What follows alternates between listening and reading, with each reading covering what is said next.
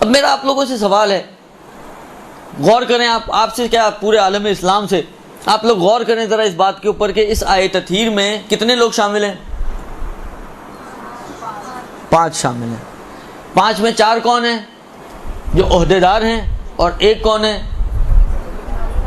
جو عہدے دار نہیں ہے۔ خوب، جو عہدے دار نہیں ہے اس کو اتنی عصمت کی کیا ضرورت تھی جو نبی اور امام کی عصمت تھی؟ بھئی نبی اور امام میں تو اس لیے عصمت کی ضرورت تھی کہ بالآخر ایک وثوق پیدا ہو سکے دین و شریعت پر، لیکن یہ تو نہ نبی ہے نہ امام ہے، تو ظاہری طور پہ تو ان کے جو ہم کم سے کم ہماری سمجھ میں تو نہیں آ رہا کہ کوئی عہدہ ہونا چاہیے۔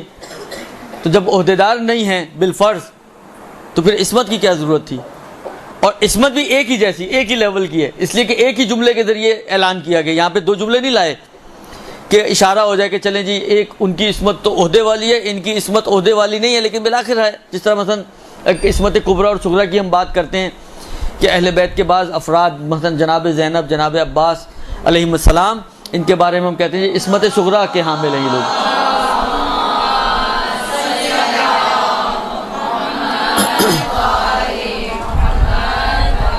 عصمت صغریٰ کے حامل ہیں۔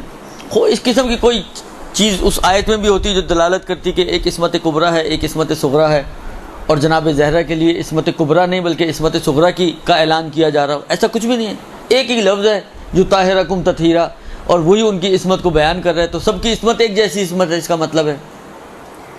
اب میں ایک مثال آپ کی خدمت میں عرض کرنا چاہتا ہوں، تھوڑا غور کیجیے گا اس کے اوپر کہ صحیح ہے، بظاہر ہمیں تو نہیں محسوس ہو رہا، لیکن ممکن ہے شاید ان کے پاس کوئی ایسا عہدہ ہو کہ جو ہمارے لیے مخفی ہو۔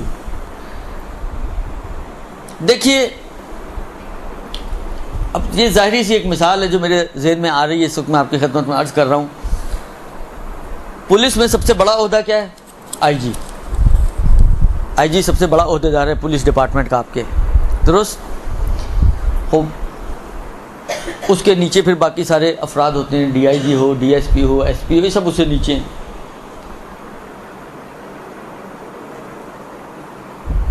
کوئی محفل ہو، کوئی پروگرام ہو، کوئی شادی کی گیدرنگ ہو، کوئی بھی ایک گیدرنگ آپ فرض کریں کسی بھی چیز کی ہو، اس میں کوئی آئی جی آیا ہوا ہو جو سویلین ڈریس میں ہو، جس کو آپ نہ پہچانتی ہوں، یعنی آپ کو نہ پتا ہو کہ یہ مثلا اتنا بڑا عہدے دار ہے یا اس کا عہدہ کیا ہے، لیکن بالآخر ایک بڑا عہدے دار سویلین ڈریس میں وداؤٹ اینی پروٹوکول وہاں پہ پہنچا ہوا ہے۔ البتہ پاکستان میں اس کو تصور کرنا ذرا مشکل ہے، لیکن حالات فرض کر لیں، چلیں تھوڑی دیر کے لیے، مثالیں ہی ہیں نا، کیا ہے، کم سے کم مثالیں تو اچھی بنا سکتے ہیں ہم لوگ، بندے اچھے نہیں ہیں تو کیا ہو گیا۔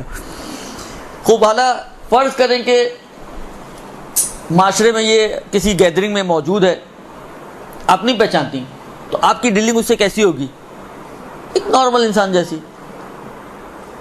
نہ آپ کو کوئی خوف لگ رہا ہوگا اس سے، نہ آپ اس سے کوئی ڈر رہی ہوں گی، ایک بالکل نارمل انسان کی طرح، بلکہ بعض اوقات تو نارمل سے بھی انسان نیچے لے جاتا ہے۔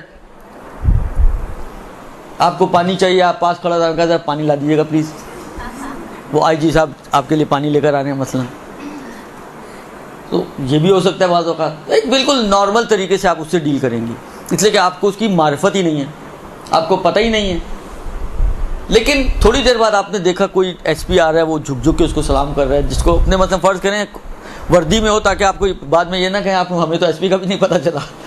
اللہ فرض کریں وردی میں ہے، یا آپ پہلے سے اس کو جانتے ہیں کہ یہ مثلا ایس پی ہے، یہ ڈی آئی جی ہے، یہ مثلا ڈی ایس پی ہے، مختلف عہدے دار آ رہے ہیں، اس کو سلام کر رہے ہیں، اس کا احترام کر رہے ہیں،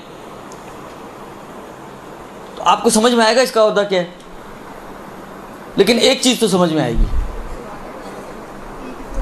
کہ بالآخر یہ بھی کوئی عہدے دار تو ہے، کیا ہے نہیں سمجھ میں آ رہا، لیکن جو بڑے بڑے لوگ آ کر اس کو آگے جھک رہے ہیں، اس کے آگے اس کا احترام کر رہے ہیں، اس کو سلام کر رہے ہیں، اس کے آگے پیچھے گھوم رہے ہیں، تو اتنا تو سمجھ میں آئے گا کہ بالآخر کچھ نہ کچھ تو اس کے اندر بھی ہے، اور ایسا ہے کہ اگر سلام کرنے والوں سے اوپر نہ ہو تو کم سے کم لیول کا آدمی ہے۔ جائے گا سمجھ میں یا نہیں آئے گا؟ چاہے آپ اس عہدے کو آئیڈینٹیفائی نہ کر سکیں کہ کون سا خاص پرٹیکولر عہدہ ہے، لیکن بالآخر آپ کو اتنا تو لگے گا کہ بندہ کوئی لیول کا ہے۔ خوب اب آپ سے سوال میرا، ایک بی بی گھر میں داخل ہوتی ہے رسول خدا پورے کھڑے ہو جاتے ہیں. اچھا کیا یہ باپ بیٹی کا احترام ہے؟ آپ سنت کی کتابیں لکھی گئی ہیں جس میں سنن نبی لکھے گئے ہیں، آپ اٹھا کے دیکھیں کہیں پہ لکھا ہے کہ سنت نبوی یہ ہے کہ جب بھی بیٹی داخل ہو تو آپ کھڑے ہو جائیں. اور ایک دوسرا یہ کہ اگر فرض کریں تھوڑی دیر کے لیے سنت ہوتی تو اس پوری کائنات میں اس سنت پر سب سے زیادہ عمل کرنے والا کون ہوتا؟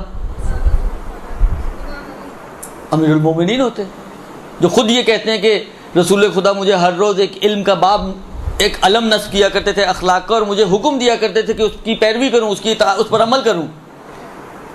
تو اگر کوئی شخص سزاوار تھا کہ اس سنت کو زندہ کرتا تو وہ امیر المومنین کی ہستی ہے. مگر کیا امیر المومنین کی سیرت میں کہیں نظر آتا ہے کہ جب جناب زینب آیا کرتی تھیں، جب جناب ام کلثوم آیا کرتی تھیں تو امیر المومنین پورے کھڑے ہو جایا کرتے تھے؟ امیر المومنین مگر کیا جنگوں پہ نہیں جاتے تھے؟ امیر المومنین جب مدینے سے باہر نکلتے ہوں تو سب سے آخری دروازہ جس پہ خداحافظی کرتے ہوں وہ جناب زینب یا ام کلثوم کا گھر ہو، اور سب سے واپسی پہ سب سے پہلا دروازہ جس پہ آیا کرتے ہوں وہ امیر المومنین کی انہی بیٹیوں کا گھر ہو. ایسا کچھ ملتا ہے تاریخوں میں؟ نہیں ملتا. بس اس کا مطلب ہے یہ بے عنوان سنت تو نہیں ہے. یہ دو چیزیں. تیسری چیز یہ کہ اگر یہ سنت ہوتا تو چلیں ہمارے اندر بھی اختلافات ہیں. ہمارا ایک گروہ، اچھا ایران عراق کے علماء تھوڑے سے ایک طرف ہیں اور انڈو پاک کے علماء ایک طرف ہیں. کچھ چیزیں ہماری ناک کا مسئلہ ہے انڈو پاک کے علماء کا. اچھا ہم لوگ کسی صورت میں ماننے کے لیے تیار نہیں ہیں. انہی میں سے ایک یہ مسئلہ ہے کہ آیا رسول کی ایک بیٹی تھی یا ایک سے زیادہ بیٹی تھی. تو ہم لوگ تو وحدت بنت کے قائل ہیں اور اس بات کے قائل ہیں کہ رسول کی صرف ایک ہی بیٹی تھی جو فاطمہ زہرا ہے. جبکہ خود شیعہ علماء میں اچھے خاصے معتبر افراد ایسے ہیں کہ جو رسول کی ایک سے زیادہ بیٹیوں کے قائل ہیں، اور اہل سنت تو ہیں ہی ہیں. خوب اگر یہ سنت ہوتی تو کیا صرف فاطمہ کی نسبت ہونی چاہیے تھی؟ تو باقی بیٹیوں کی نسبت بھی ہونی چاہیے تھی. مگر کسی جھوٹی سے جھوٹی تاریخ میں یا جھوٹے سے جھوٹے راوی نے اس بات کو نقل نہیں کیا کہ جب زینب آیا کرتی تھیں جو رسول کی بیٹی کا نام ذکر کرتے ہیں، زینب آیا کرتی تھی جو رسول کھڑے ہو جایا کرتے تھے. اس کا مطلب یہ کہ قطعی طور پر یہ دو تین قرائن جو عرض کیا آپ کی خدمت میں، ان کی روشنی میں یہ ایک کوئی سنت نبوی کے عنوان سے نہیں تھا. باپ بیٹی کا احترام نہیں کر رہا ہے. اب اگر باپ کھڑا ہو رہا ہے کسی شخص کے لیے، کسی بیٹی کے لیے، فاطمہ زہرا کے لیے، تو اس کا مطلب یہ ہے کہ یہ ولو ہمیں نہ پتہ چل سکے کہ عہدہ کیا تھا، لیکن اتنا تو سمجھ میں آئے گا کہ ایک عہدیدار اگر کھڑا ہو رہا ہے کسی عہدیدار کے لیے کھڑا ہو رہا ہوگا. یہ عہدیدار کسی اہم آدمی کے لیے تو نہیں کھڑا ہوگا. چاہے آپ نہ درک کر سکیں کہ وہ عہدہ کیا تھا، اس کو کوئی نام نہ دے پائیں، آپ نہ دے پائیں، مہم نہیں ہے. لیکن اہم جو ہے وہ یہ ہے کہ بالآخر یہ اندازہ ہوتا ہے انسان کو کہ جب رسول جیسا، اور بعض علماء نے ایک بڑی پیاری بات کہی ہے، مثلا فرض کریں ایک محفل ہو، انبیاء بیٹھے ہوئے ہوں وہاں پر، تمام انبیاء، 1.25 لاکھ انبیاء، اور صدر نشین ہو رسول خدا کرسی صدارت پہ بیٹھے ہوئے ہوں، اور اس محفل میں اگر جناب زہرا آئیں گی تو کیا رسول خدا کھڑے ہوں گے یا نہیں کھڑے ہوں گے؟ اور اگر رسول خدا کھڑے ہوں گے تو کیا باقی انبیاء بیٹھے رہیں گے یا وہ بھی کھڑے ہوں گے؟ تو اس کا مطلب یہ ہے کہ اگر رسول خدا کھڑے ہو رہے ہیں تو یہ ایک رسول خدا کا کھڑا ہونا نہیں ہے، گویا یہ 1.25 لاکھ انبیاء کا کھڑا ہونا ہے.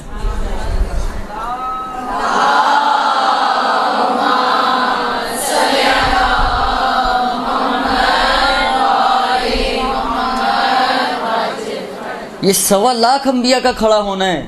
اب سوچے انسان کہ کیا عہدہ ہوگا اس فاطمہ زہرا کے پاس کہ ایک نہیں 1.25 لاکھ انبیاء جس کا احترام کر رہے ہوں.